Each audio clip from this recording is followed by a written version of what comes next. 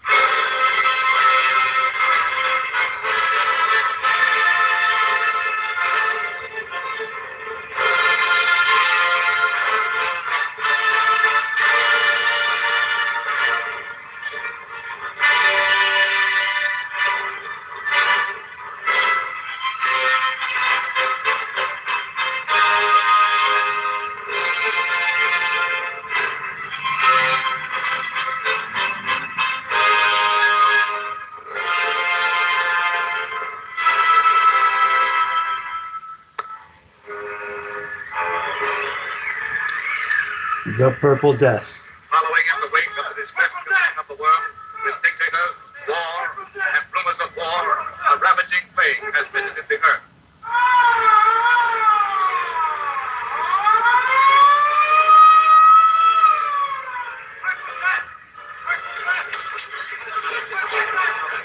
Stand back. Please give me some room.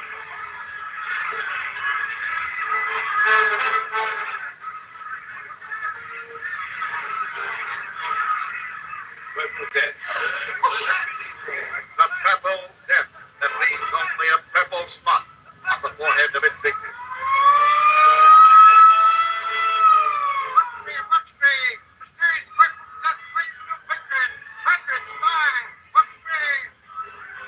The world's greatest scientists have assembled to combat this mysterious malady. Found outside is demanding news, Professor Mullen. There's nothing new that I can tell you. Yes, sir. It's coming over. They got through.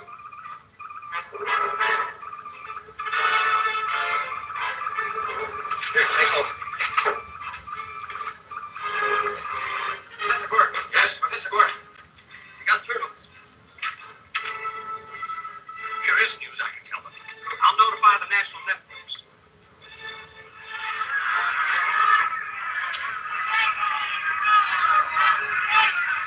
Citizens of the world, I have just received the first radio message to come through from Professor Zarkov and my son Flash Gordon.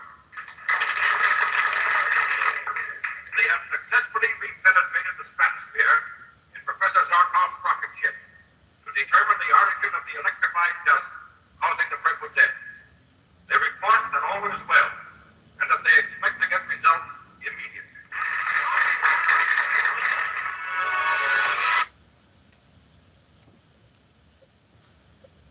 That is the theme in the opening minutes of a serial that came out in 1939 called Flash Gordon Conquers the Universe.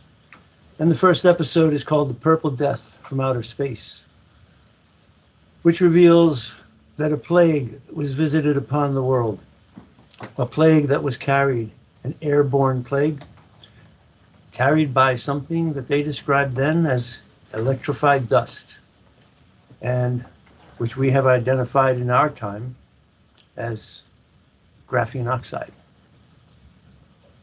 Thank you for joining us today. This is a very serious program. The world is under siege.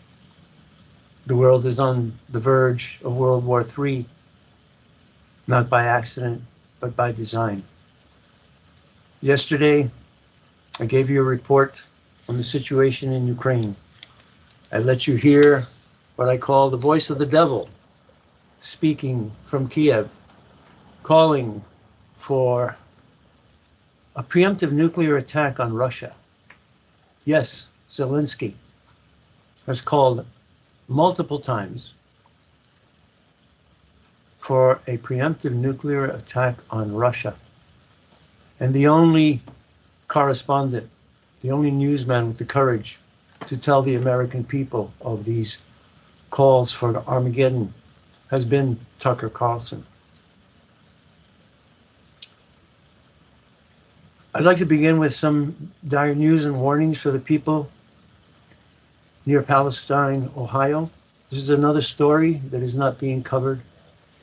There was a train derailment, a huge explosion, and a toxic cloud that looks like burning oil is spreading over Palestine, Ohio, and spreading east and west.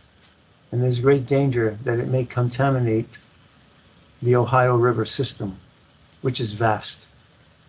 The Ohio River passes through the great state of Ohio into adjacent states and is the source of water for many municipalities. But the world is being distracted right now by a horse and pony show dealing with Chinese balloons, UFOs, fake alien invasions, about which we were warned by Werner von Braun through my dear friend, Carol Rosen. I'm joined tonight by my co-host, Peter Basolka, my co-host in absentia, Andrew Curry, sent us a piece of his mind about the current Prime Minister of China. And you will hear some of his words tonight, despite my co-host's aversion to the sound of his voice. And we will hear a report directly from the Pentagon. I am joined by two wonderful friends of the Revolution Radio family, Mr. Rowe, who has his own programs on Tuesday and Thursday, and Stephen Crawford, who is also a UFO expert, I would say, and has done a program with me and Mr. Rowe before on the subject of what is popularly called orbs, but what I call ectoplasmic entities, because the entities that Mr. Rowe has captured are more than just moving lights inside his apartment. They're quite shocking, in fact. Many people have been capturing round white orbs or discs moving through their apartments on motion sensing infrared home surveillance systems. And it just happens that one of those people is my co-host, Peter Basolka. So after I give this report, or we hear this report from the Pentagon on the shoot downs of unidentified flying objects. The first shoot down occurred over South Carolina, I think about 10 days ago. And since then, NORAD has been reporting a plethora of overflights over Alaska, over Canada, intrusions into Michigan. There was a shoot down of a UFO over Lake Huron. So right now I would like to go to the Pentagon to get their slant on this topic here of what the hell is going on. Yesterday, NORAD confirmed that an unidentified object. Well, that was not the Pentagon. That is Queen Justine of Canada. But here we go. I think this is the proper report. And I would like to thank my friend in England, our friend and correspondent, Ruggero Callo, who sent us this report just before the show began. And it's a very timely one. And it comes from John Kirby, who is the Pentagon spokesman for this, as I called it, this horse and pony show, or what Richard Hoagland calls this international soap opera. I'd like to begin today by updating you on our efforts to recover the debris of several objects that the United States Air Force shot down over the last few days, as well as that of the spy balloon belonging to the People's Republic of China. And I'd like to put into some context for you how we have worked and are still working to better understand the issue of high altitude, low speed craft. Let me start with the Chinese program. President Biden came into office, he directed the U.S. intelligence community to do a broad assessment of Chinese intelligence capabilities to ensure that we were working to detect and to protect against. I think for reasons that you will all understand, we cannot publicly go into many details about how we discover and counteract foreign intelligence collection efforts, because much of what we have done and are doing is of course sensitive. But we were able to determine that China has a high-altitude balloon program for intelligence collection that's connected to the People's Liberation Army. It was operating during the previous administration, but they did not detect it. We detected it. We tracked it. And we have been carefully studying it to learn as much as we can. We know that these PRC surveillance balloons have crossed over dozens of countries on multiple continents around the world, including some of our closest allies and partners. We assessed that at this time, these balloons have provided limited additive capabilities to the PRC's other intelligence platforms used over the United States. But in the future, if the PRC continues to advance this technology, it certainly could become more valuable to them. The President also instructed the intelligence community to take a broad look at the phenomenon of unidentified aerial objects. Indeed, President Biden conducted the first ever daily intelligence briefing session devoted to this phenomenon back in June 2021. He was briefed that this is not just an issue for the United States, but one for the rest of the world. And as I said, our friends and our partners are dealing with this as well. We worked on a bipartisan basis to stand up an office at the Pentagon to study this, in partnership with the intelligence community, academic institutions, and the private sector. These unidentified aerial phenomena have been reported for many years without explanation or deep examination by the government. President Biden has changed all that. We are finally trying to understand them better.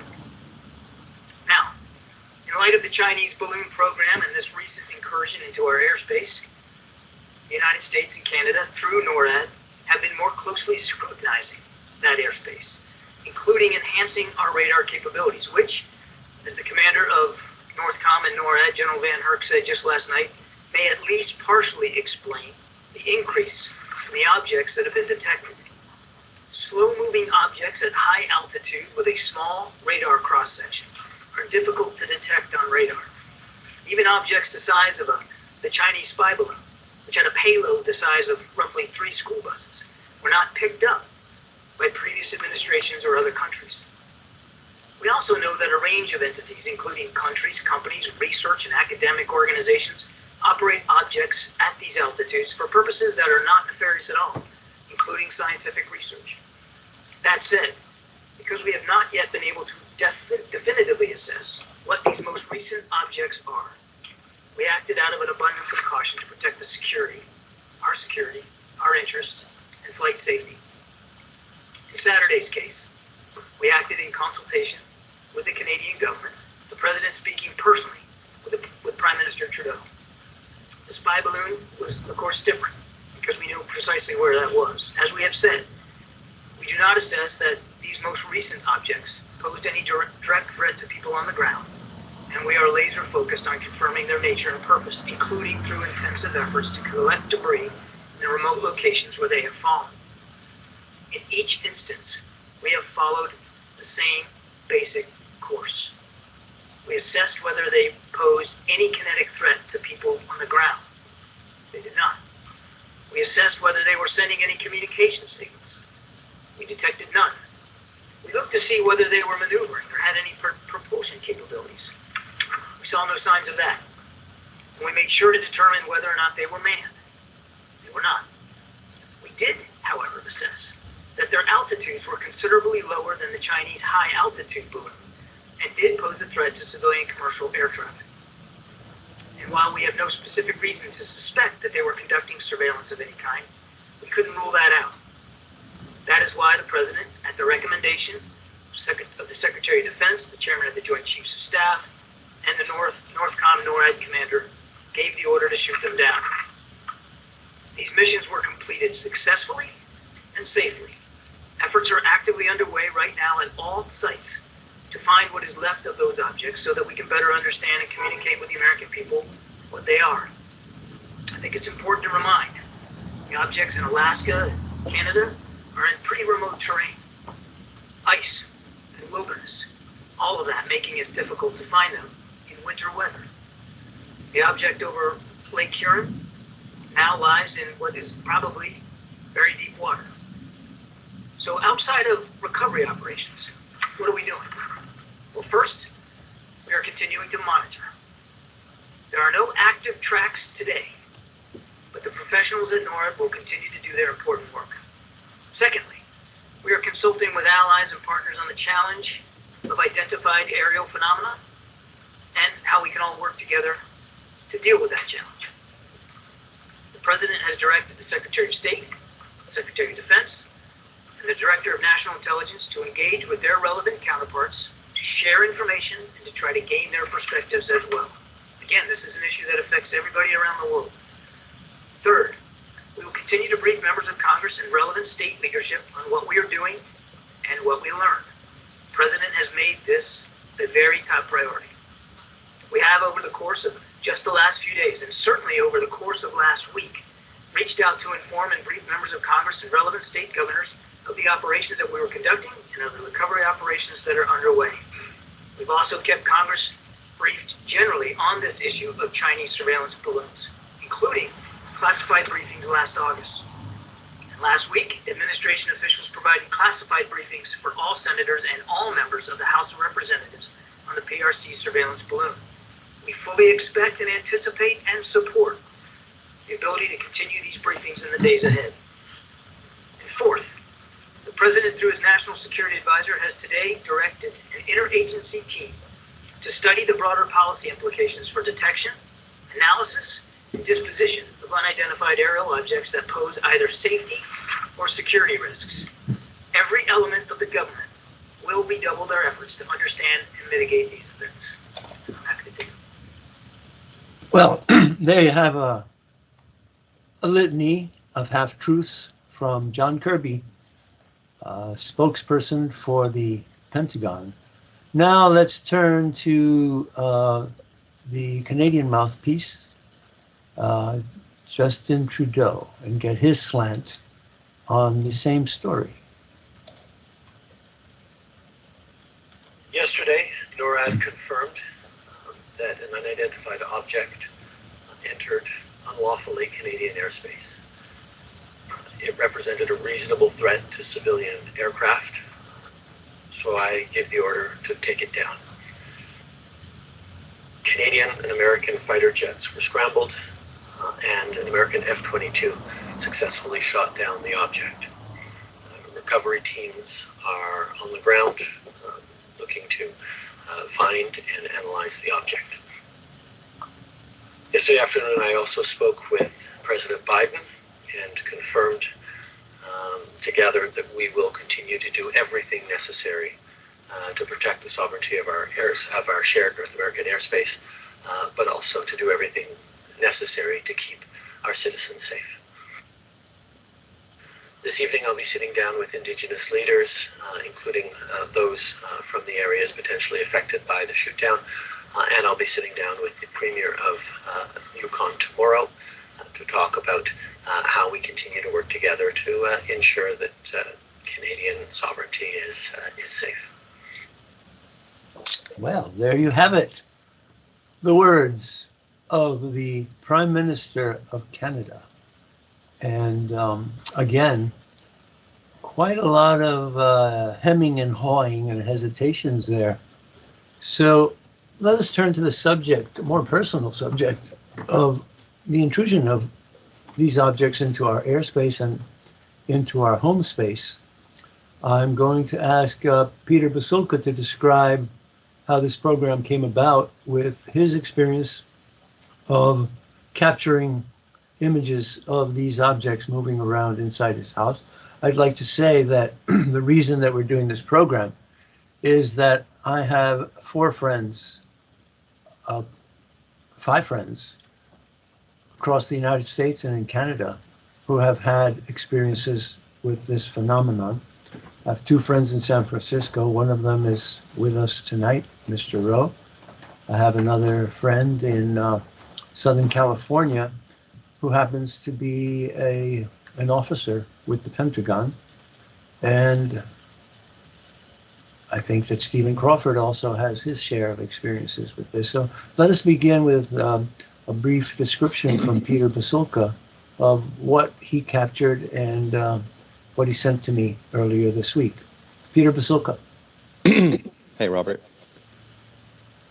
Well, there were little white orbs that were flying around at pretty high speed, and first I thought maybe they're bugs, because sometimes bugs can give off an aura, an infrared.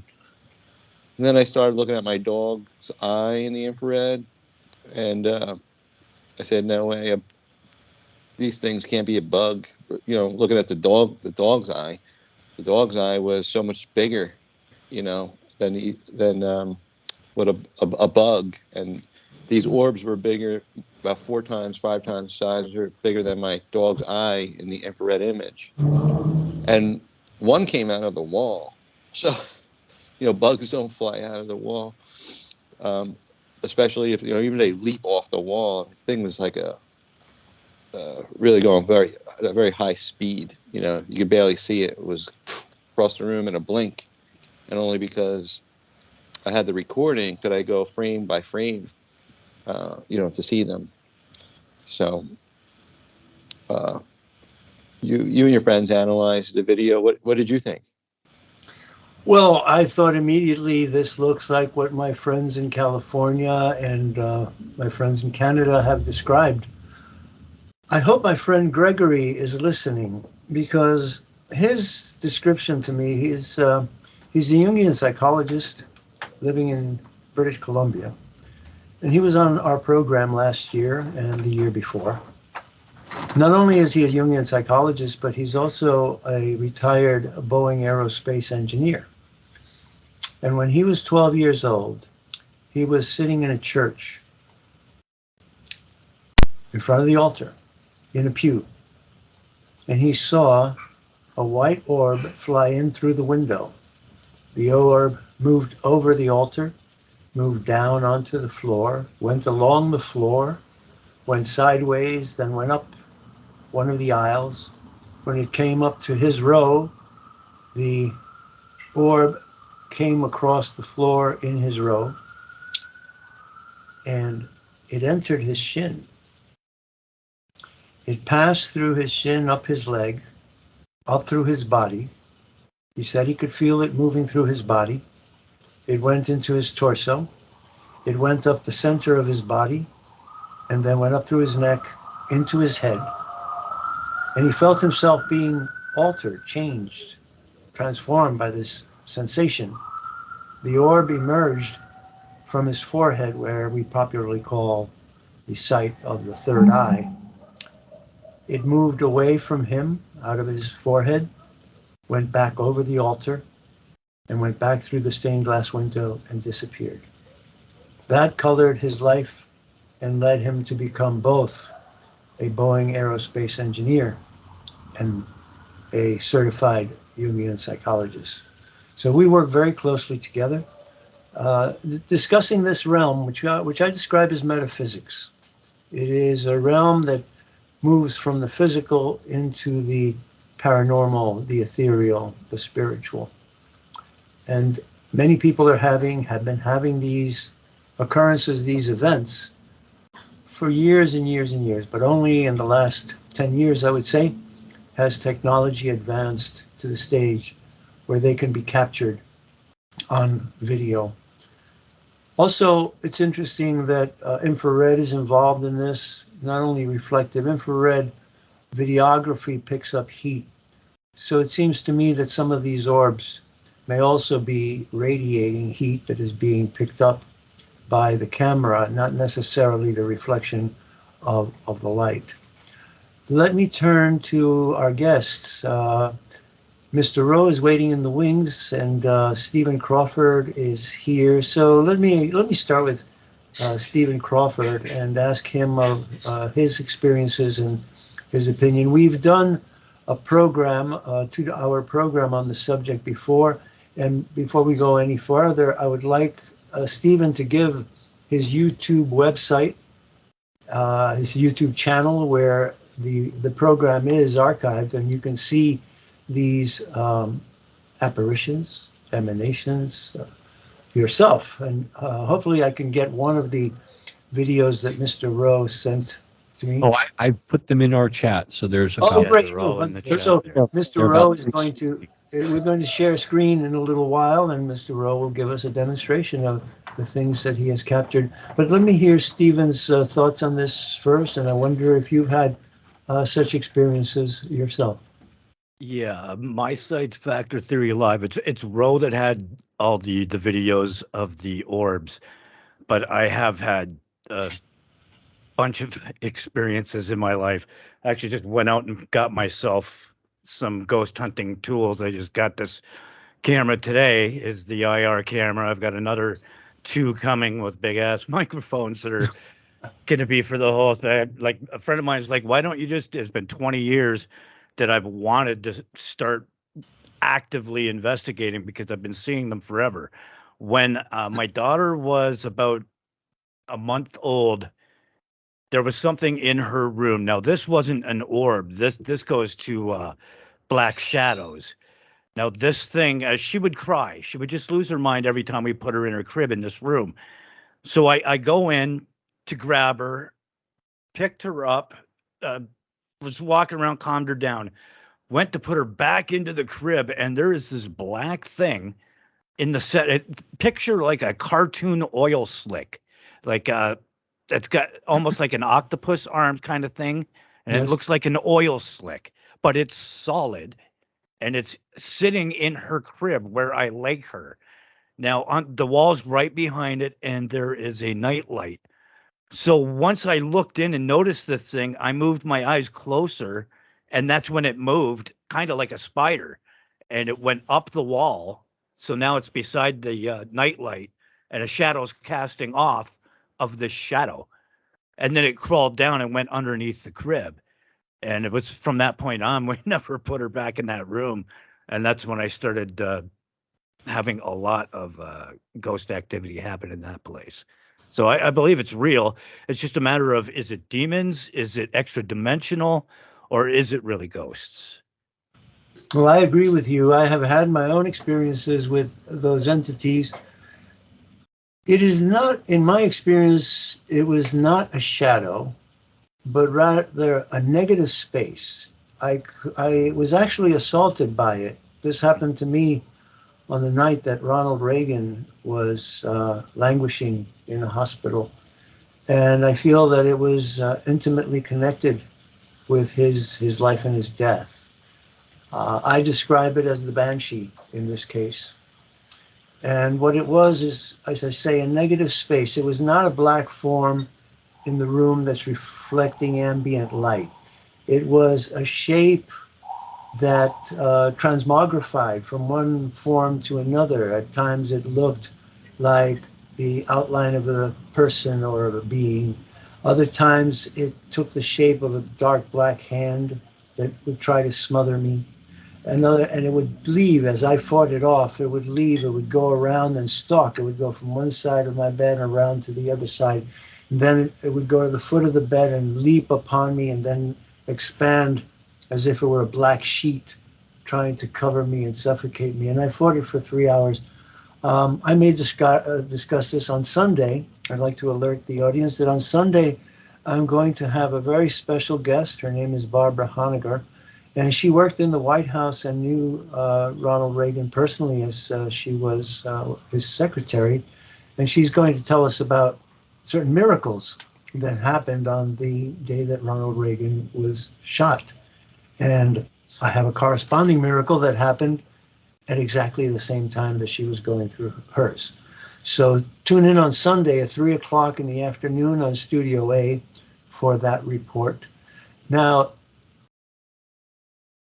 let me turn to Mr. Rowe, because let me tell you folks, Mr. Rowe is a very dear friend. He's been my mentor on Revolution Radio every Sunday. He's there on station to make it possible for us to have our show. He's also one of the managing team, and he's also an engineer.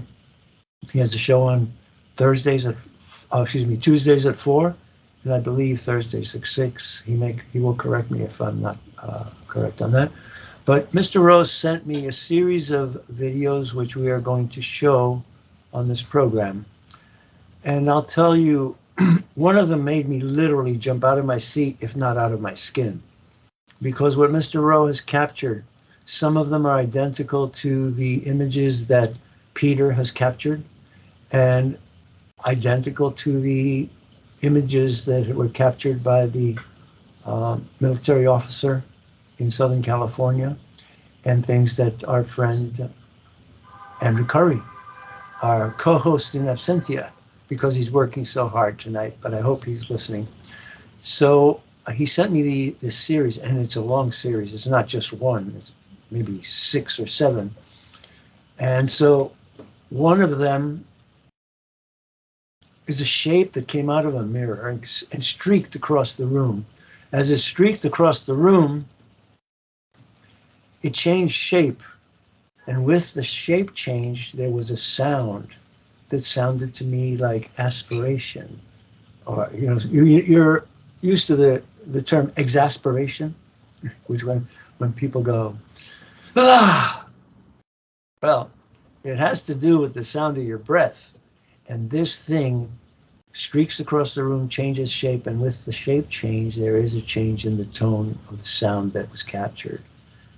Mr. Rowe, welcome to the program. Thank you for being here, and thank you for being there every Sunday for the Morningstar Report. It's a pleasure to welcome you back. It's an honor to be here. Good evening, gentlemen. Yeah, I think what we're dealing with these, there are orbs. I put in about 13 in our chat, different videos of what some of the things I captured, including the one with the breath sound. There's another one that looks like a cobweb kind of thing that drops almost like right in front of the camera, then moves, goes horizontally. And there are some that are like points of light flashing. There's one included that stops. It comes up blinking, stops, changes direction, and goes the other direction. So I do not have a gnat problem, or Right. I've also figured, well, could it be dust? Is there a little bit of, but there's no draft, or it's not dusty, and it happens when it's very still and quiet. Excuse me, Mr. Rowe. Shall I be the one to use the screen share? I can do the screen share and then perhaps play them while you speak. Sure. Okay. First, we get the screen share. And they're all they're short. They're all about 25, 30 seconds each, and some are a little more exciting than others. Okay, I'll start playing the first one, and then you can continue, and I'll just continue switching them. All right, seems to be loading up. Yeah, it's loading. You can keep. Okay, so yeah, see that some of them are very quick. Yeah. Yeah, if you just move, just go right through. Oh, this one is Peter's. The one I'm showing now, I believe, is Peter Zulka's, and that's a flasher, yeah. And look at the speed and the trajectories. Some of the ones in your home look to me like they were exploring your home and hovering over the furniture at times. And yeah, they're very similar. The swoop. Mm-hmm. And I know that some of the videos, I'm not sure if you have to download them first or not. I could share my screen if they don't. Yes, I would prefer that if you can, because I would have to download them before we play them, and we'll be losing some time there. All right. In the meantime, there are times when people see these. People started capturing them, I would think 15 years ago, when digital cameras came into vogue, or into more advanced states of technology. Okay, so you can see. Yes, I have it. Okay, so I'll go with the. Let me open up the. All right, I'll just start dragging. I'll drag the other one that we haven't seen yet over and start it. So there you see this thing come flashing, stops, and moves another direction. I didn't notice that one before. Yeah, there might be one that you haven't. Might be a few you haven't seen. Standard orb there. Okay, next one we have something flashing coming from the back. Just again another standard orb. All right, next one. Like I said, they're real short. That was one of the. That's I call this the tumbler. I'll play it again. What? Yes, play it a couple of times so we can get a sense of it. I would like to say, oh yeah, there's that ghost that makes the sound. Yeah. I think that's actually the sound one. I don't have the sound going. Oh, it's okay. Let me say this. When I saw these white orbs, white lights crossing the ceiling and passing through the walls, I thought, well, maybe it's a reflected light of a car going by or something like that. But the point is that when you shine a concentrated beam on a ceiling and it moves along the ceiling away from the source, it changes shape. It may become oblong and then concentrated where it's very close. And also when it passes the interstices between the ceiling and the walls at that right angle, at the corners or the edge, they will change shape. They will turn into, for a moment, like two half moons. But these do not change shape as they go across these surfaces. Now I'm the only person in the house. I'm in the back there. You can see the shadow. Yes. And there's a few little things that they move around. It's usually this is like 6:01 in the morning, and then other times when it's in the wee hours. Here it's 6:02. Some look like meteors. They move so quickly. So quick you can't. Yeah. And then here you have like a rush of them. Like there's several of them sort of come out of nowhere, and there's like sort of a light snake that's I guess there's a dozen or so. There's a very prominent one that's moving slow. It just moved right through. Let's see. And that's me walking. Okay, I've got three more after this. And one of them has this thing that'll drop in front of the camera. You'll see. They obviously all set off the motion sensor. They seem to come only when it's really quiet. They don't like disturbance. They don't like noise. What is interesting to me about the technology is that the motion sensor turns on the camera a split second before the orb appears. Yeah, it's kind of like a police body cam where there's a buffer. So, you get just a few seconds buffer. Mm-hmm. It's not a real expensive system. So, for a couple $100, you can have a very decent system that'll do, high resolution. That was something very quick. You see that? Okay, I'm going to play this one again. Let me start that over. Okay, the fast one, then something that's the shooting star type or meteor type that I would call it. It's really straight. It's moving so quickly that you don't see the round orb. You just see the streak. The streak. What do you call it? There's one at the door. Snake-like? Yeah, like a light snake. Some seem to be like, I would say, a couple inches in diameter, while other ones are a little bit bigger, a little bit smaller. And I'm right there, but I don't notice. Now, right at the end, it looked like something was attached to an object. Watch, I pick up this glass, and look, you see that? Yeah, it came out of the mirror. Something seems to come out of. It came out of the camera. Boom.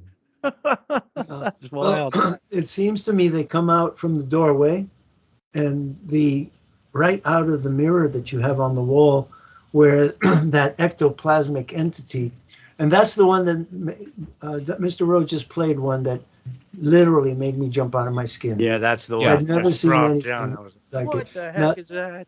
I'll try to play it again here. yeah, It drops, and then you see it sort of fly across the room and Oh, change yeah. shape. Let me see if I can freeze it. right. So here it looks almost like a cobweb or a piece of cloth or something. You can see It through looks though. fake when you first Yeah. see that. Your first reaction is, "Oh, okay, somebody sprayed some silly spray or something like that," and but that's not it. And But you could see through it.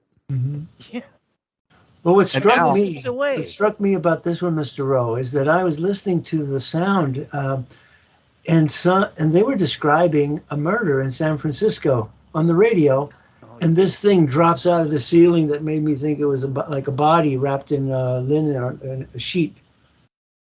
So it really spooked me because I've seen a lot of videos of orbs and things like that, but that one is unique, as is the one where it streaks across the room and makes the sound.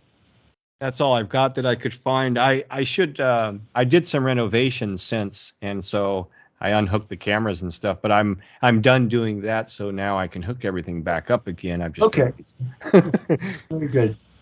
and I'll get some more, and then we'll share them, or I'll share them, in the near future.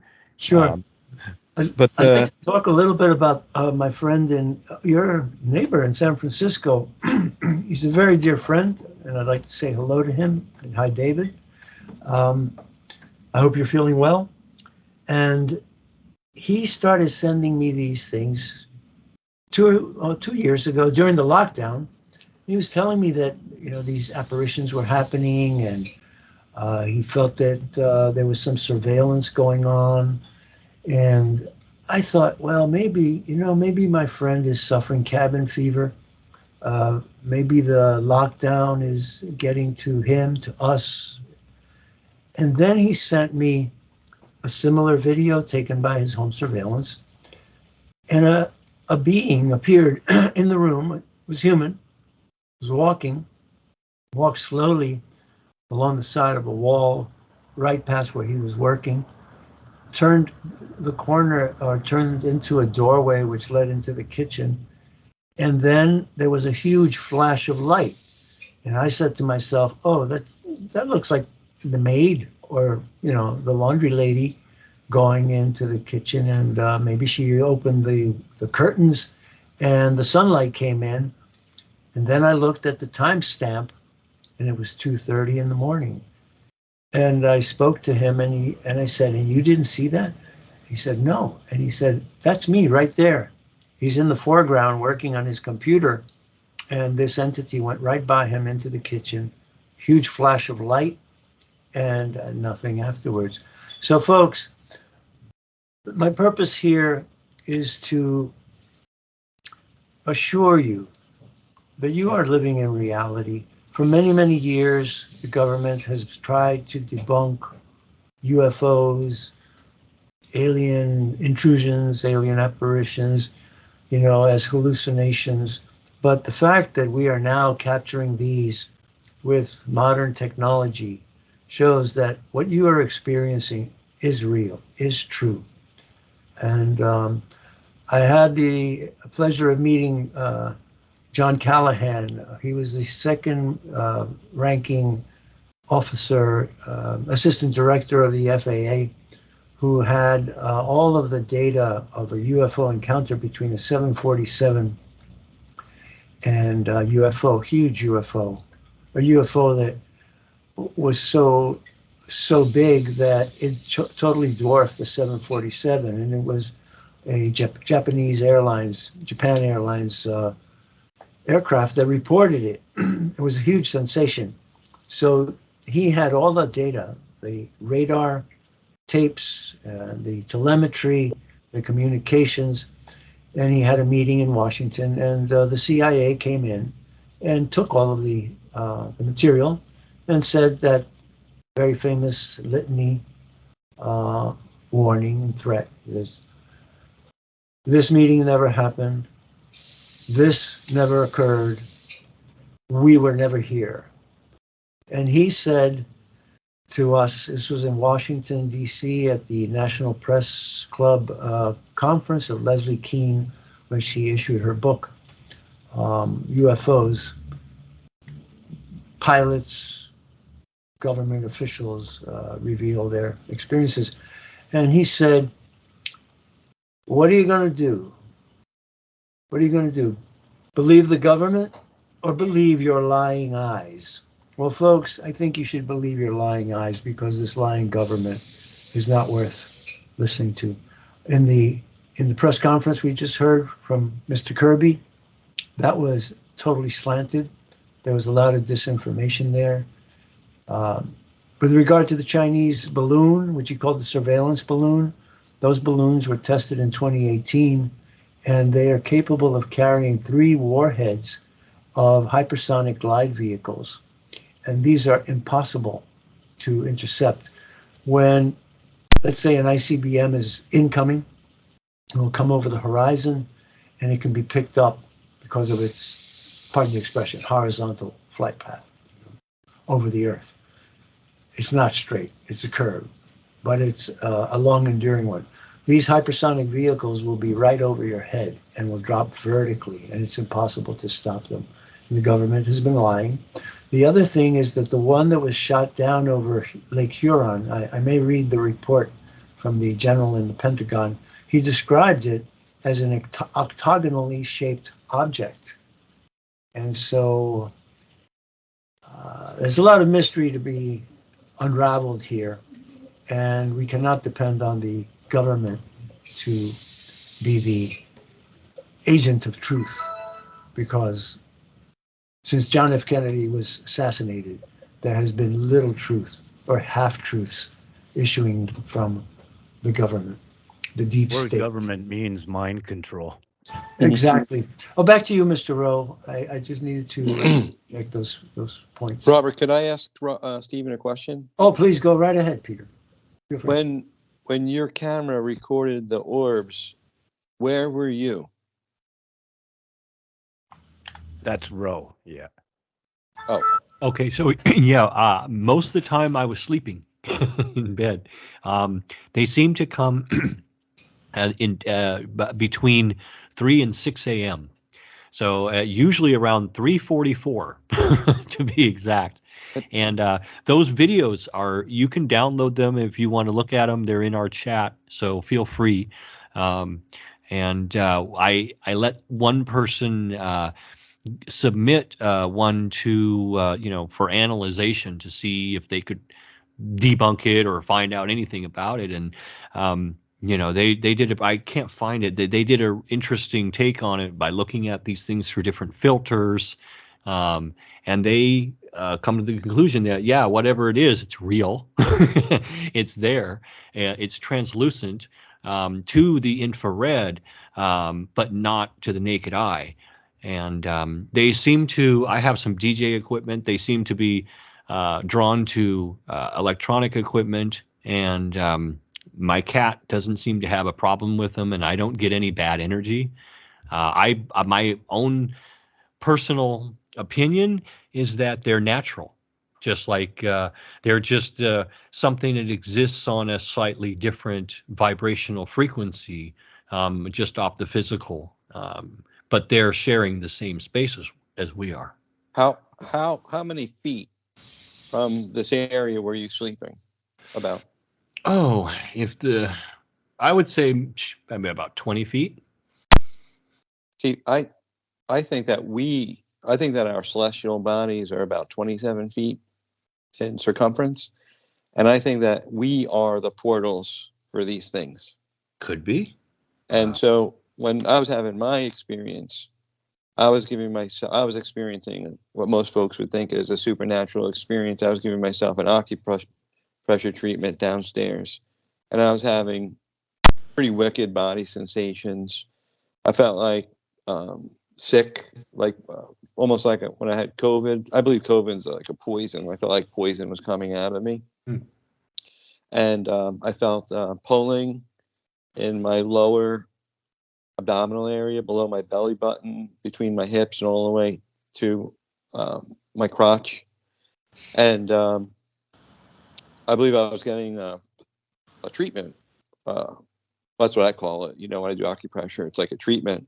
But I believe I open up my celestial body to what's on the other side, which I think are basically angelic ETs that are our home So team. kind of a therapeutic Mhm. celestial massage. Yeah, and I think that I bring them in. I open the portal through me, and they come into the physical world to heal me and give me information subconsciously, and give my body information and healing, and then they You know, leave. And yeah, you're making me think. I mean, it could be because that we are being the portal, and these things are attracted to. Yeah, go ahead. I didn't mean well, to. and then if you think again, when is your subconscious mostly open? And between those hours of that deep sleep, between 3 and 6, 5 a.m. And that's a lot of times when I have a lot of things happen with me too. But anyway, I was doing acupressure on myself, and uh, I was, let's say, being intentional about this happening. I really didn't have a choice because because when I'm feeling this healing energy coming over me, I start feeling a little sick, and I know what I need to do. I know what's happening. I have to open up my body to them and let them do what they want to do. It just moves it along. Um, and it was a pretty wicked treatment. A lot of energy was going into me, and I actually went unconscious. My wife said I was snoring a little bit in the recliner while she was watching TV, and I was out for like an hour. And I just done the acupressure treatment and just kind of went unconscious. And that's at the same time these things were over my head in my loft, which was 15 feet above me. So these things got recorded while I was I was experiencing all of this supernatural stuff Interesting. below it. And I wonder if I should put a camera over. We should put cameras on ourselves and see if we can see these things, mhm. emanating from us. Or Yeah, I believe that there are. I'd like to say that the very first time that I saw these orbs depicted was in 1956, as I was watching one of my favorite programs of all time called Science Fiction Theater. And it was about a scientist who was trying to replicate the atmosphere of Venus inside a giant glass jar. And as he succeeded in replicating the atmosphere and the radiation from the sun, two luminosities appeared inside the jar and moved out of the jar and started to go around the room in his laboratory, and then they escaped. And I believe that the U.S. government, which was working with CBS, this was a CBS program. You might say CBS and CIA are interchangeable as far as the mass media is concerned. And I believe that the government was leaking a lot of information through that program that dealt with this phenomenon, the UFO phenomenon, and extraterrestrial entities. In the second hour, I'm going to return to Stephen Crawford to discuss that black shadow being and other experiences that all of us, many of us, have shared. And I like to say that I will describe, people who are psychic can perceive these things in a sleep state or a trance state. And I had a very powerful one about 3 months ago. It was so powerful that I wrote it up. And it was prophetic in the sense that Peter's video to me was the third element of this prophetic vision that I had, where an orb came down from very high up above my building, through my building, down into my room and orbited my bed. So what you've described and what we've seen in your videos happened to me in my own apartment here. And we are at the break, and we are going to be coming back in about 3 minutes. Folks, you're listening to Revolution Radio. Please go to revolution.radio, where you are now if you're listening, and contribute. Please make a donation to Revolution Radio so that we can stay on the air and keep broadcasting what I like to call the torrent of truth here on Revolution Radio. Thank you for being with us, and stay with us because the best and the worst is yet to come. I'm going to give a report on the situation in Ukraine.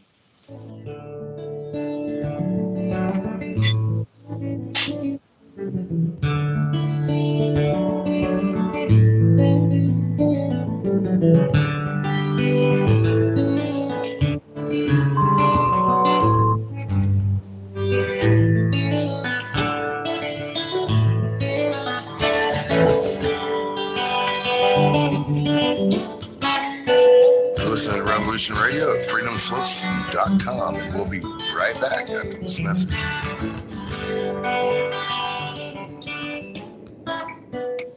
At freedomslips.com, the one place where information never sleeps. Revolution Radio.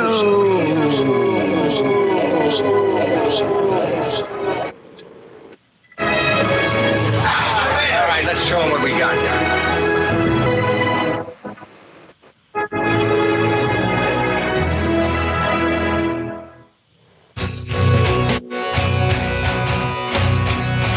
All right, thanks for listening while we took that short break here at Revolution Radio, freedomslips.com. And now we're going to get back to your host.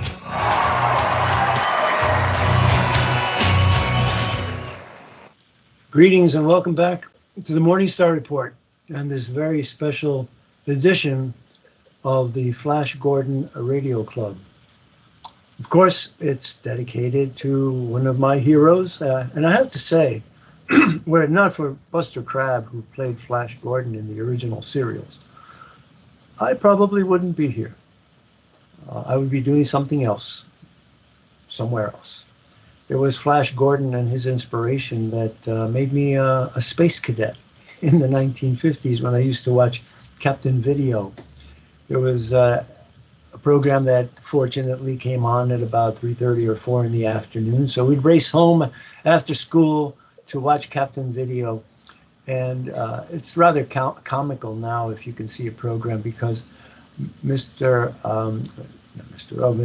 Captain Video had a robot that stood in the background, and it was inanimate, but it was fashioned like a robot. But what it was a television set, a cabinet television set, and the doors opened in his stomach, and to play the serial, he'd do the introduction, and then the doors would open in his stomach, they'd zoom into the TV, and then play the serial and the game. Robert, when I was a kid, we had Captain Cosmic and his robot 2T2. Very, very similar. I wonder if they were archetypes. And I'd like to thank Captain Video.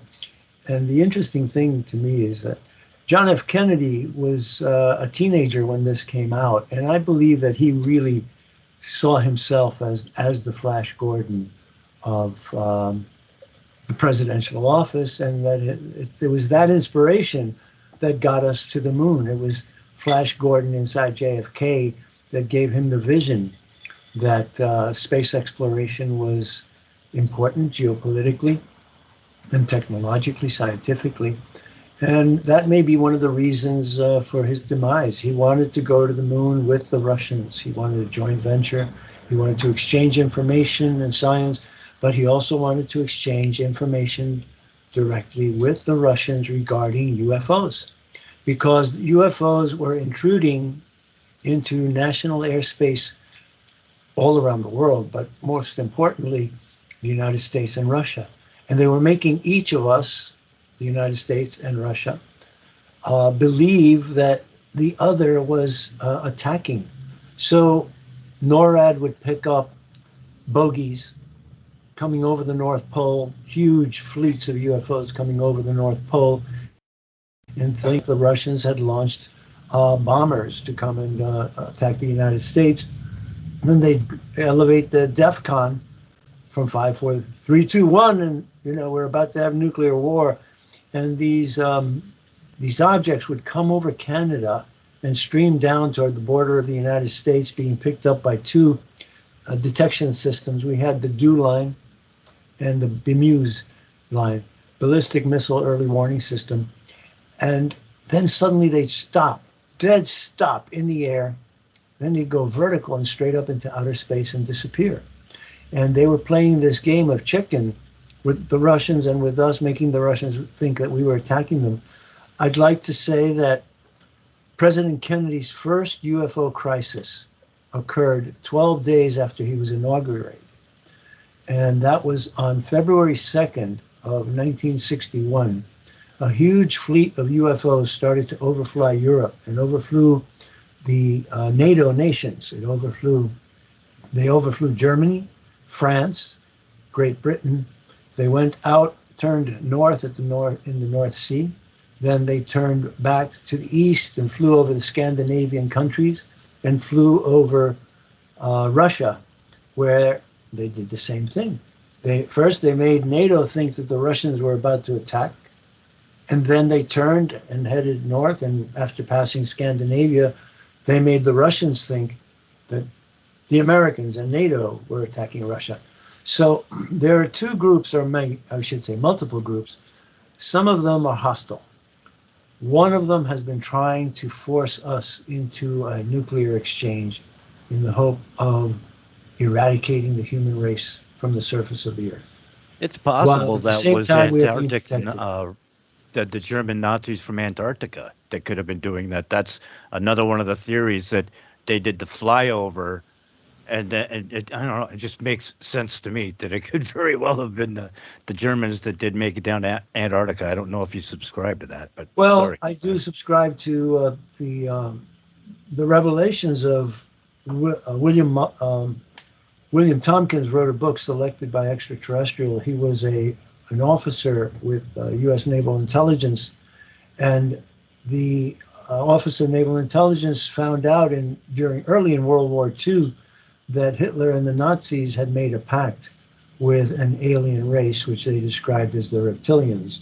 And they were receiving downloads of technology, and in some cases, entire UFOs, flying saucers. They were called the Haunebu. And this was very problematic. And around the same time, the United States government made contact with another race of extraterrestrials, which allied themselves to us in the war effort. And it's interesting, if you read the books of Winston Churchill, these objects were interfering in battles in World War II. The Foo Fighters were some of these manifestations. And I remember reading Churchill's statement that he felt that there was a third party involved in the conduct of the war. And he felt that at times these third parties would intervene on the side of the Allies, and at other times intervene on the side of the Axis or the Nazis. Mm-hmm. And he felt that this was an otherworldly presence, and he couldn't put his finger on who they were or why they were acting that way. But it seems to me that he was picking up the fact that the Allies and the Axis forces were being used as pawns on what I now call the devil's chessboard, taken from the name of David Talbot's book about the JFK assassination. And they've been using nations and armies, military forces, as pawns in this global chess game, trying to have one checkmate the other. But ultimately, one is trying to destroy the human race, and the other one is trying to protect the human race. And this goes back to the oldest literature in the Bible. And it's described in the Dead Sea Scrolls. It's described in the book of Revelation as the war in heaven between Michael and his angels against the devil, Satan, and his angels, and how the war in heaven was conducted, and Michael and his angels prevailed, and Satan and his angels were cast down onto the earth. So I do feel that an evil entity is stalking mankind. A large segment of large group of governments are in league with it, and we are seeing their cast down onto the earth, though, right? Yes. Onto, not into. That's not into, very onto important. the earth. Yes, and so I believe that certain nefarious forces, which we call the New World Order, the World Economic Forum, the United Nations, is in league with this malefic entity, and they are now conducting a war against mankind to force true the prophecies in the book of Revelation relating to the four horsemen of the apocalypse. And I would like to direct the audience to my Substack article. You can go to robertmorningstar.substack.com and find a long series of articles. The most recent one is a Twitter storm, but before that one is the four horsemen have been set loose upon mankind. And you will hear testimonies of what's going on there, real eyewitnesses who have seen the atrocities that are being conducted by the Nazi regime in Kiev. And at the bottom of it is I included a 4-hour lecture by my late friend, William Cooper, who was the first one to warn us about this. He wrote a book called Behold the Pale Horse, which came out in early 1990s. And I got to meet William Cooper in New York City. We exchanged information. We became friends. We had long conversations on the telephone. He lived in Sholo, Arizona. And he was killed there in a shootout with deputies because he was targeted by the deep state for revealing too much. He was a member of the U.S. Navy. He was a member of the Office of Naval Intelligence. And I would like to take this opportunity to let you hear his voice. I'm just going to jump into this video. I don't know exactly where it is in the video. It's 4 hours long, but you can find the link to the entire lecture in that article, which is called The Four Horsemen of the Apocalypse Have Been Loosed Upon Mankind. So let us turn to William Cooper, a real American patriot who warned us about all these things way, way back. He started in the 1980s. He was very, very badly treated. He was hit by a car. He lost his leg. He was in a hospital for a long period of time, but they couldn't silence him. So let us hear. He predicted 9/11 just before he was killed. To a T, to a T. So let us hear some of the words of William Cooper. Perhaps we can get to the part where he saw the UFO come out of the sea and go back into space, and then come down from space and tumble into the sea. And he said there was no splash. He said the waters opened up like the scene in the Ten Commandments, the parting of the Red Sea. So let's hear a couple of minutes from William Cooper. Those of us who had been on the bridge, including the captain, were not allowed to go ashore. An officer in command from the Office of Naval Intelligence came up. Okay, I almost hit it right on the nose. So he's describing the aftermath of this encounter with the UFO that he saw. He was on watch on, I think he said he had the port side. For those of you who don't know, port from starboard, remember, port has 4 letters, and so does the word left. So port on a ship is the left side of the ship. So let me see if I can cue it, because it's a remarkable description of what he saw in the U.S. Navy. While on this submarine, as the port lookout, the transit between the port and Seattle area has been up there for the Rose Festival as a show really. People came down and toured through the sub. They met a lot of girls and had some really neat dates, and then we left. And about 1/3 of the way back from Port and Seattle area to Pearl Harbor, I was the port lookout. We were on the surface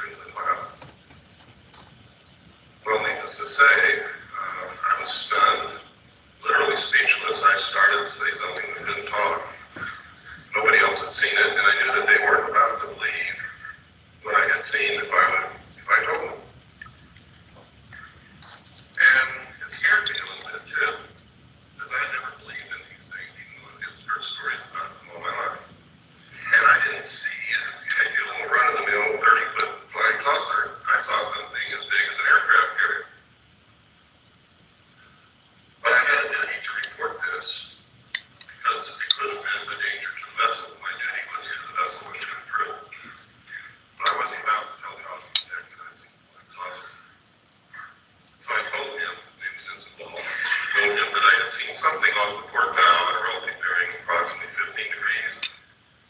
When he helped me find it because I lost it. And he worked that way on the bridge of the ship. We're his team. Everybody helps everybody else out. Since the lookout can't leave the station, officers very often bring in coffee.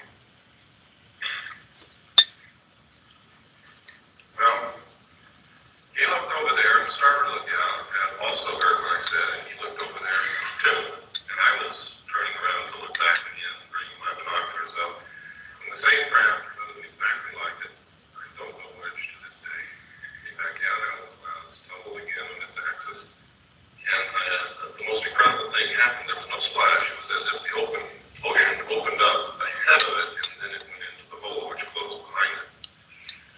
Now this sounds incredible. And to tell you quite truthfully, it is incredible. And if somebody had told me that and I hadn't seen it, I wouldn't believe it. And I would blame any one of you for not believing it. I hope before this day is over, you're going to at least consider the possibility that these things exist, because I'm going to show you. I'm going to show you some real film, pictures, and documents, government documentation. We're going to talk about a lot of other things that are going on. It's extremely important that people get out of the stuck in the mud, narrow view frame of mind. I can tell you that over the last 17, 18 years that I've been doing research, I have discovered that our normal, everyday concept of reality is an illusion. It is a manipulation in most instances of the power structure that really runs this country and the world to keep us ignorant so that we won't know what the truth is. I can tell you that when George Bush says out of the Middle East crisis will come a new world order, he is not joking. And the new world order is not what you think it is. Friendly nations working together. It's going to be a one world, totalitarian, socialist government. Some of the reasons for this are good, some of them are not. I can tell you that there is a hidden secret technology that is astounding, resembles nothing less than sheer magic, would literally set us free, enable us to cure most diseases, if not all, give us probably a source of, if not free energy, very close to free energy, very inexpensive energy, which we need very badly.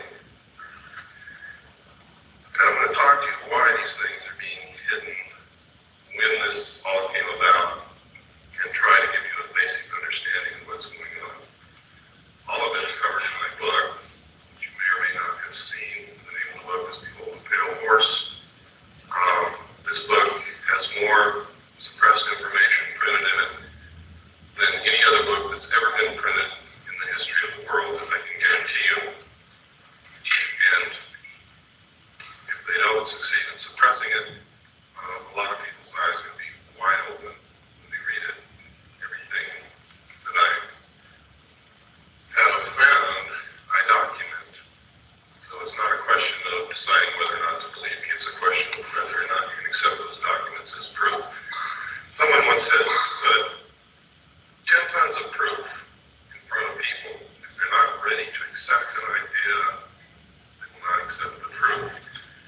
No amount of evidence will suffice to prove anything. It is the jury that will decide. And you are the jury. Smart people know that.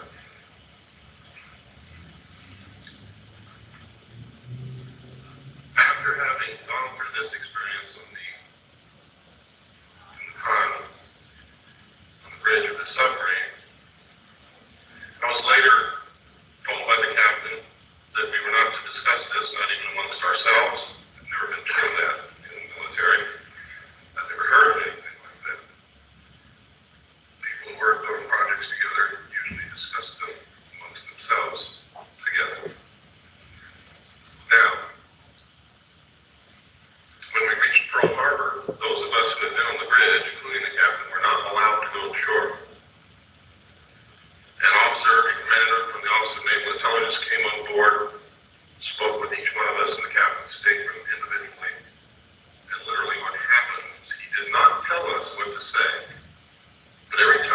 said the wrong thing, we were threatened. We were yelled at.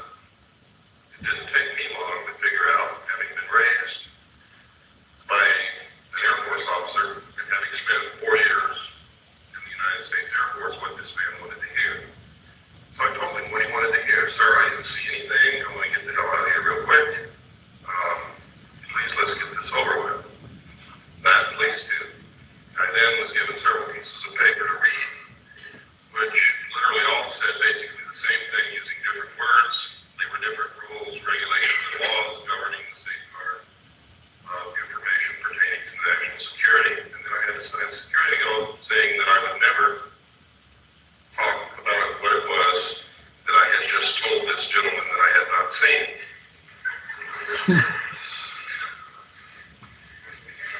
And then I was allowed to go.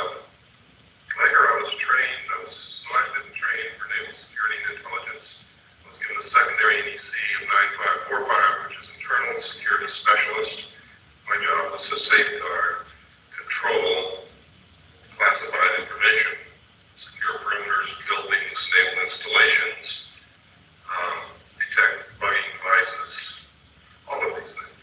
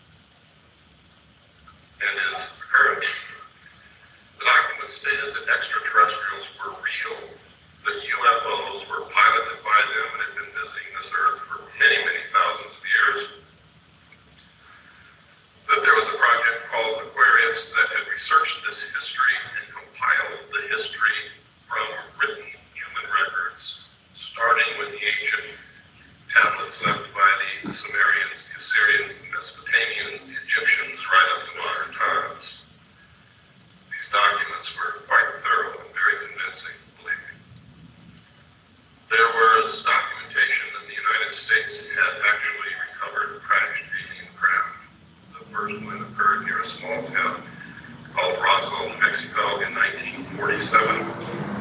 The crash site actually covered 2 locations. One location was on a ranch belonging to a Mr. Brazel. The other location was approximately 60 miles from there where the main bulk of the craft had come down, from which they had removed 3 dead alien bodies. I saw photographs of these bodies, I saw photographs of the autopsies, and I saw photographs of the internal organs of these beings. It's stated that in 1949 another crash had occurred also in New Mexico, from which they had recovered more bodies, and that they had found one live alien creature wandering in the desert. Now you have to understand, just because I saw these documents doesn't mean that all of this actually occurred. These could have been presented to me to make me believe that this had occurred. It's stated that they had kept this live alien in captivity until June 2nd, 1952, at which time he died of unknown causes. They instituted a project called Sigma to attempt to contact the race that this being belonged to. Sigma evolved into the National Security Agency. That eventually contact was made, landings occurred, communication took place, an alliance was agreed upon. This actually was supposedly happened at Iraq, which is now known as Edwards Air Force Base in California, in 1954. President Eisenhower was on vacation at that time in Palm Springs. During this time, you can see by reading the newspapers that he disappeared. Newspapers went crazy. Reporters were combing the countryside looking for the president. They were told that he had suffered a toothache and was flown by helicopter to a dentist. Well, this was not true. The true place where he was taken was Muroc, Edwards Air Force Base. The base was closed. This is also on record for 3 days. No one could go in, no one could come out. There are witness accounts that say 3 unidentified flying objects flew over Edwards Air Force Base and landed. We have a letter, which I'm going to show you later, from Mr. Gerald Blight, who states that he was there when President Eisenhower was there. He saw the ships, he saw these creatures. And that's just the beginning, but I'm not going to go much farther than that right now. We're going to get into some documentation so that your disbelief can start to see that this is not as incredible as it sounds. Well, folks, that is the voice of William Cooper, an American patriot, a friend. I was honored to know him, to speak to him. He invited me to become part of his intelligence network, which he called CAGI, Civilian American Joint Intelligence. And he is a significant figure, one of the most important figures in American history, because he told the truth. He predicted everything that has transpired and even more. So let me turn back to my guests and let me ask first Mr. Rowe what he thinks about what he just heard. And then I'm going to go to Stephen and ask him about his experiences with these entities. Mr. Rowe? Yeah.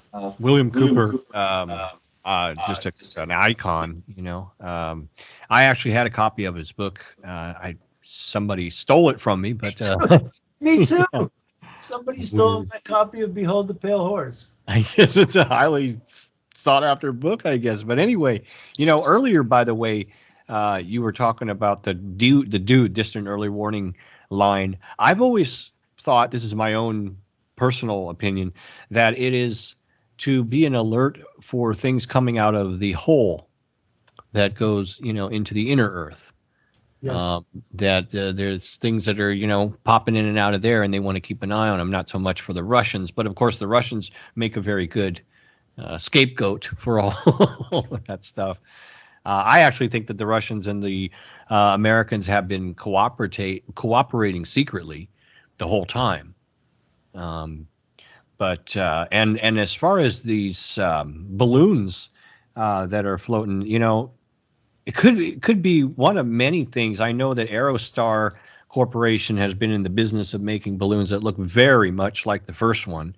Um, could it possibly be a prelude to, uh, well, Stephen put something in about like these lasers that we're seeing over Hawaii. I don't know if you've seen those, Yes, but yeah, charting for the Blue Beam operation. I mean, are these all balloons or are these sketch dry runs for the Blue Beam? Are they real? If they are real, are they ours as a distraction? Could they be quote unquote white hats? There's a group of folks that think that Biden is illegitimate and say that the Space Force is not even under his command. So could they be an operation or some government thing or North American thing that we don't know about? Maybe there's an infiltration and they're looking for, something that's a security threat, but they don't want to tell the public because we are not worth the truth at any point in time. So they make something up like, oh, it's Chinese, it's China. So I wouldn't put it past anything. The one thing that I don't buy is the standard answer. Whatever they're telling us, it's got to be something else. Yeah. Well, let me talk about truth in government, and let me alert the public. You heard the word many, many times so far, Office of Naval Intelligence. And that is very important. I'd like to inform the public that there has been an internecine war in the military since World War II.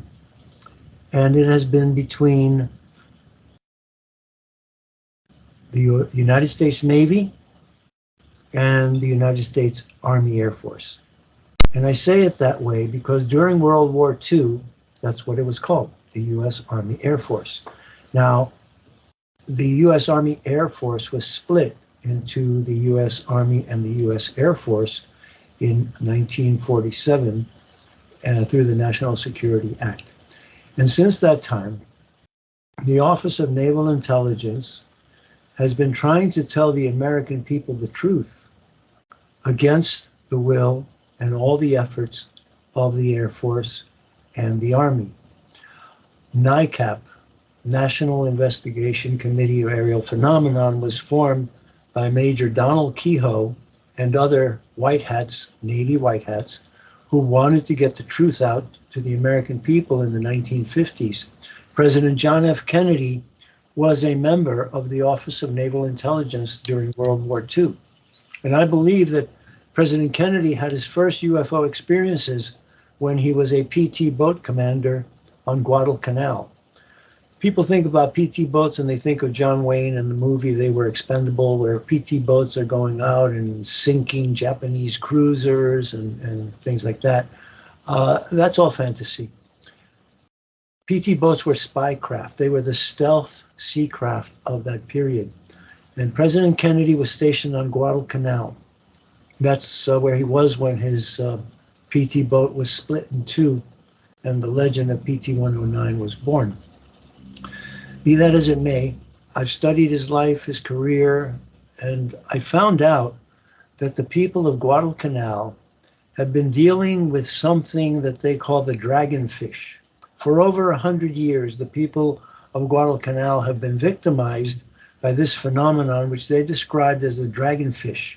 The dragonfish was a luminous dragon that would come out of the water and fly into the mountains of Guadalcanal. They would see it go from the mountains and back into the water. And many Guadalcanalese would go there, venture out of curiosity, and they wouldn't come back. And I believe that President Kennedy had an experience with the dragonfish that far back, and it spurred his curiosity. Throughout his career in the Senate, in the Congress and the Senate, he was calling for disclosure about flying saucers. They didn't call them UFOs in those days. It was flying saucers. And he was adamant. When he was elected president, and he was president-elect, he got a briefing from the U.S. Air Force. And he started to ask about UFOs or flying saucers. And they stonewalled him. And President Kennedy was so, pardon the expression, Navy salty talk. President Kennedy was so pissed off that he left the briefing in a rage. And he said, we'll see about this the next time Air Force appropriations come up before the Senate committee. And that was, the opening shot. And he didn't stop demanding UFO truth, not to the American people, but to the President of the United States, because the President of the United States was excluded from knowledge after Eisenhower signed the treaty called the Greada Treaty. It was determined that the future presidents, should not be allowed to know or had no need to know. Another thing that happened is that in 1947, in fact, in June of 1947, Albert Einstein and Robert Oppenheimer were asked by the Department of Defense to write up a report on how to deal with celestial races that had decided to settle upon planet Earth. And I received the document from Dr. Robert Wood at the majesticdocuments.com. And upon reading it, I realized that Einstein and Oppenheimer betrayed the human race. They recommended to the US government that a secret treaty should be signed with these celestial races who had decided to settle on planet Earth. They weren't asking, they were telling, we're here and we're here to stay. So they allowed these Celestrians, as they called them then, what we call extraterrestrials, they gave him certain areas of the United States and Canada with ranging rights. They allowed them to kidnap up to, or abduct, nice fancy word, nice word for kidnapping, to kidnap up to 50,000 people a year for their needs.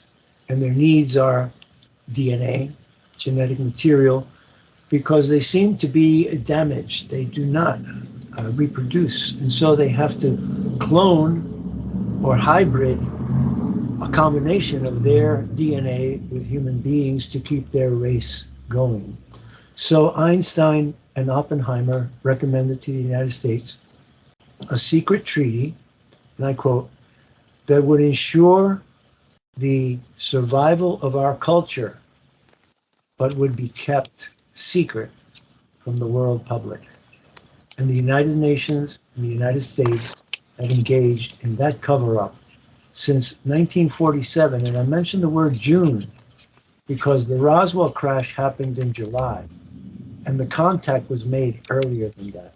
There was also a very famous crash in Cape Girardeau, Missouri in 1940, where the good people of Cape Girardeau rescued, quote unquote, the pilot.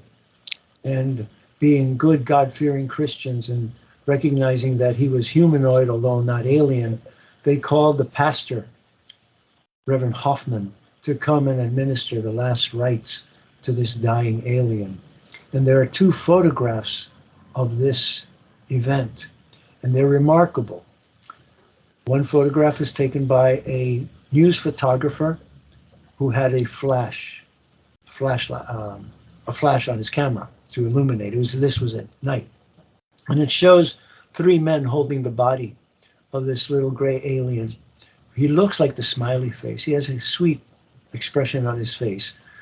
And then the second photograph is remarkable. It proves to me that the first photograph and the second photograph are real, because apparently one of the townsfolk showed up with a simple box camera that did not have a flash.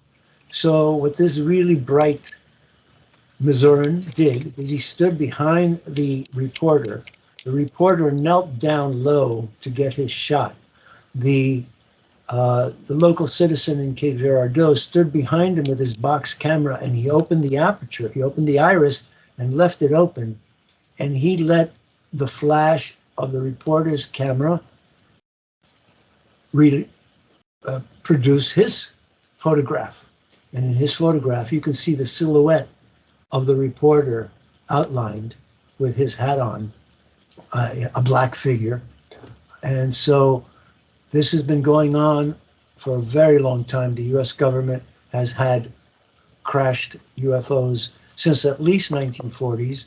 And I am told, I've read that Secretary of State Cordell Hull took some of his relatives into a subterranean chamber under the White House and showed them preserved bodies of aliens in vats of liquid.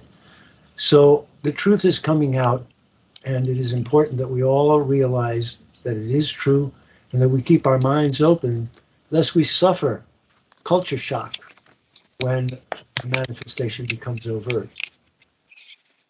Would anyone like to comment? And I'll go on to Stephen Crawford and go back to that figure. Did you have any more encounters with the Actually, the one dark encounter that you would probably be interested in, and it was not shadows, but this was something that was documented. Firemen, police, and 7 other witnesses. We were living in a house in Vineland. I was sleeping in the basement rec room. We had a wood burning stove, uh, and I slept on a fold out couch. Fold out couch was probably about 5 feet away from the wood burning stove. One night I was reading a book with my head at the other end of the bed, so I'm looking at the wall and the wood burning stove. There's a window. I'm in the basement, so there's a window in front of me from the way I'm laying. I get tired. I decide to put the bookmark in the book, put the book underneath the bed that I'm laying on because I get up to go to the bathroom and I've ripped books by stepping on them. So I made sure I put it under the bed. And I went to sleep. I woke up with my brother yanking me out of bed. The room was full of smoke and I'm being dragged upstairs. And the fire department shows up. They clean the room out. They get all the smoke out. They call us down, and they showed us my book was somehow on top of the wood burning stove 5 feet away from where I was, and basically from where my head was, it was basically like 9 feet away from me. And they were like, "Well, you must have put your book on the thing." Why would I do that? The wood burning stove was burning when I went to sleep. I know I put it under the bed. But anyway, I thought, okay, maybe I did. I kind of blew it off. I sloughed it off. So I went to go back to bed, and my brother and his girlfriend are losing their minds at this point because they know it's a ghost and it just hasn't sunk in with me yet. And they're like, "Are you seriously going down there?" And I'm like, "Well, yeah, it was, everything's safe now." Long story short, I go back to sleep, and it was probably an hour and a half later. The room's full of smoke again. I get dragged back out. The fire department comes back out. Just before I went back to sleep, my brother and I took the box of wood for the wood burning stove and moved it to the far side of the basement. So it was nowhere near where we were he didn't want to take a chance if I was gonna be sleeping there. That's what lit on fire, that box on the other side of the room. I went to sleep and something manifested fire in that box and it filled the room with smoke again. Something tried to kill me twice that night. Well, that reminds me of a program that I did with my dear friend Charles Upton. Charles Upton is an Islamic scholar, and we did a program on jinns. And it says that jinns are beings who are made of fire. And that they don't like human beings, and that they sometimes take a hostile attitude toward human beings and are quite nefarious. I'd like to go back. That everybody has a personal jinn, whether they know it or not. There is a jinn that attaches itself to you. Yes. Well, I always say that we have guardian angels and we have guardian demons, and one is trying to make us fall, and the other one's always trying to prop us up and defend us. Well, there was a cemetery literally 2 houses away from where I was living too, at that house. So and there was a lot of things that happened at that house. That was only one. A lot of documented things with police and fire and neighbors all seeing this stuff. So it was pretty wild. I'd like to go back for a moment to John Kirby's half truths. I pointed out that he called the the Chinese satellite, a surveillance vehicle, to just try to assure us that it was innocuous. But he also misled us by saying that President Biden is the one who has opened up disclosure, you might say. It was actually President Trump in 2017. And again, I emphasize that in 2017, when President Trump released the UFO disclosure, that's when it happened, December 16th, 2017, it was the United States Navy that released the videotapes of the tic-tacs and the overflights of triangular craft over some of our destroyers. So let me correct that part. There are many other half-truths and half-lies all over Admiral Kirby's press conference that day. Right now, I would like to take a couple of minutes at the end of the hour here to apprise you of the NORAD commander's description, which comes from the Independent Journal Review that's at IJR.com. It says, NORAD commander gives chilling assessment on downed craft.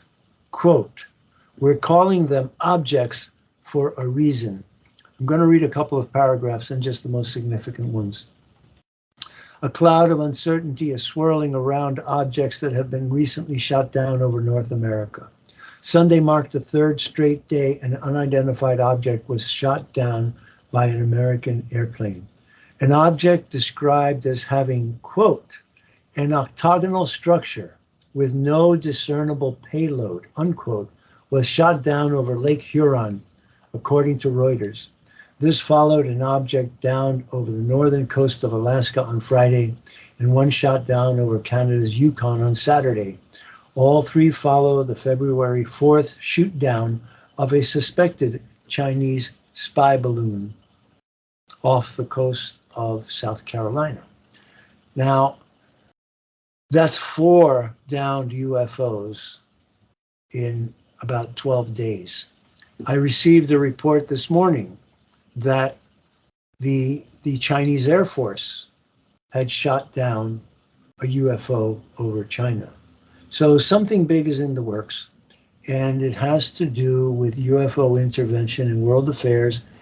I hope that this will be a positive one. Now I'd like to take you to Ukraine for a couple of minutes and tell you what's going on there. As you know, I'm very hard on NATO and the deep state for having caused this war. Even the Pope has to tell the truth sometimes. I'm not an admirer of the Pope either. But the Pope said, NATO caused this war by barking at Putin's door. So the headline I'm reading right now says, Stoltenberg calls for ramping up production as Ukraine drains NATO ammunition stockpiles.